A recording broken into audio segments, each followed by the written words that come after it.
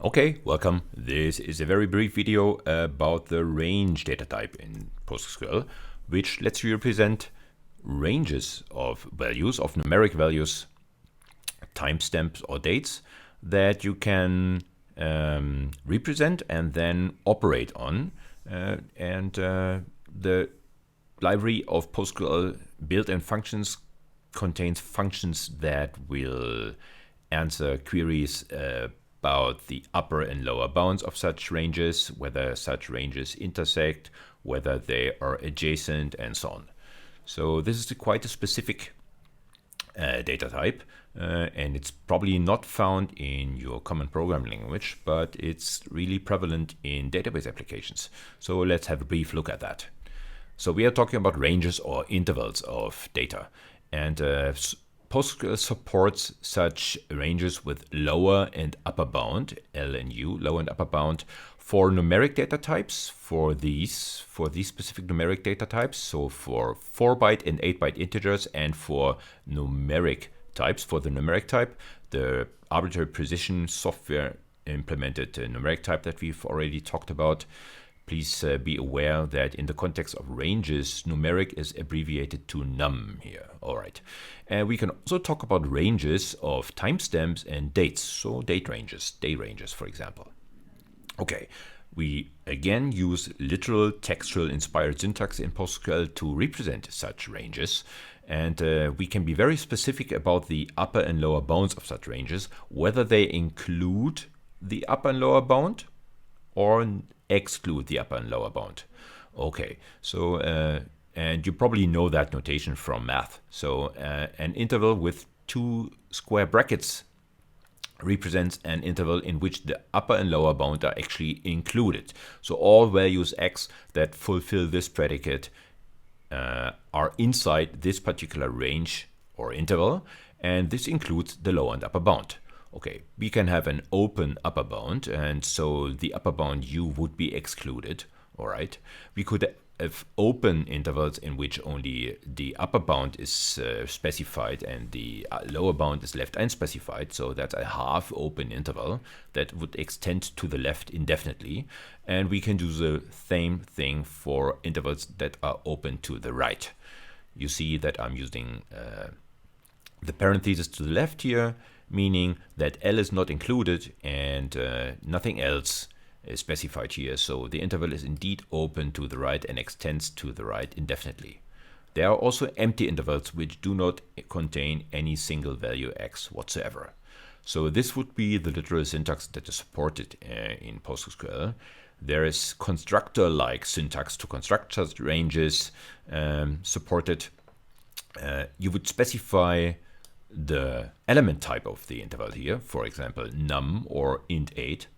Okay, so we could build an int8 range of lower and upper bound and be very specific again whether the lower bound is included or excluded and whether the upper bound is excluded and excluded. All right. Null, a range value of type null, represents an interval in which nothing is restricted. So such an interval has no bounds at all. So let's see how this works inside the live system. So let's create an interval of integers here. And I'm excluding the lower bound 1, but I'm including the upper bound 10. And that would be the syntax to use. And make sure that I tell the system to cast this to such an integer range or interval. And this is what I would get. You see that some normalization is going on. So normalization inside PostgreSQL converts such intervals, if possible, into ones that are closed at the left border or on the lower border and are open at the upper border. So an int interval that excludes the 1, includes 2 and everything above that, and an interval that includes 10 will exclude 11 and include everything below that. So that's exactly the interval that we wanted to construct here. Okay.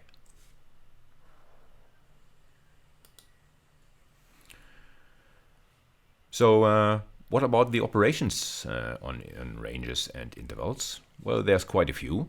and they mostly relate to how two intervals are relatively located to each other. So whether two intervals R1 and R2 overlap, whether one is contained in the other, whether they are adjacent. So these intervals would be adjacent because the upper bound of this interval is directly adjacent to the lower bound of the R2 interval, and so on. You see the listing of Boolean operators on these intervals here. So these are some Boolean operators that query whether an interval is strictly left or right, of whether one is contained in the other, whether they're adjacent. But there are also operations which, like an interval algebra, that constructs new intervals or new ranges from old ranges. So for example, we could compute the union interval of R2 and R3.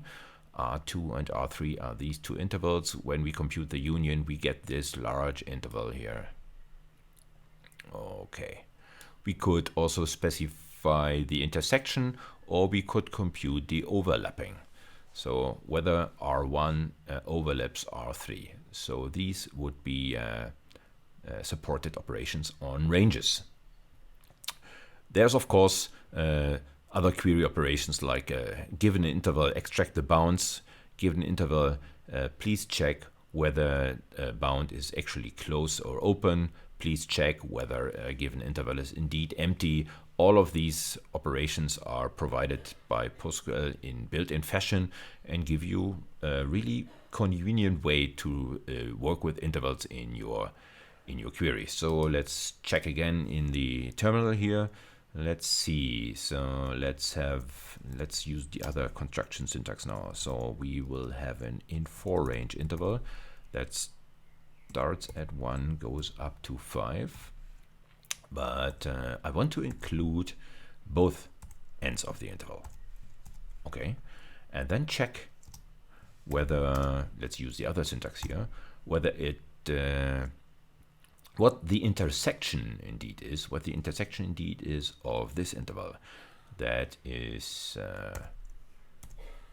including the 5 but excluding the 10. All right.